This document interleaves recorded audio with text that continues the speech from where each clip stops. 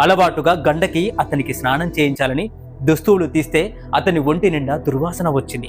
అతని ఒళ్ళంతా పుండ్లు పుట్టాయి, ఈగలు ముసిరాయి, కుష్టివ్యాధి ఉందని కూడా గ్రహించింది. అతని ఒంటికి సంపంగి తైలం పూసింది, గోరు వెచ్చని నీళ్లతో స్నానం చేయించింది, చేనేత వస్త్రాలు చుట్టింది, చక్కని భోజనం పెట్టింది. అదే కంచంలో తాను కూడా తిన్నది. పక్క మీదకు చేర్చింది, విసురుతూ కూర్చుంది. జ్వరంతో అతడు రాత్రికి రాత్రే ప్రాణాలు వదిలాడు. అప్పటి ఆచారం ప్రకారం సహాగమనానికి పూనుకుంది. తల్లి బంధువులు తల్లడిల్లినా ఆగలేదు గండకి. తాలి కట్టిన భార్యలా తల్లడిల్లిపోయింది. తనువును చాలించాలనుకుంది. ఉన్న ధనమంతా పేదవాళ్లకు పంచిపెట్టింది. దాన ధర్మాలు చేసి దహన కార్యక్రమానికి శవం వెంట మేళ తాళాలతో వెళ్ళింది. శ్మశానంలో చితి పేర్చింది. ఆ శవానికి తానే నిప్పంటించింది. తాను కూడా చివరికి చితిలోకి దూకింది. చిత్రమేంటో తెలుసా? ఎగిసిన మంటలు మల్లెపూలయ్యాయి, కాలిన కట్టెలు మల్లెపువ్వులయ్యాయి.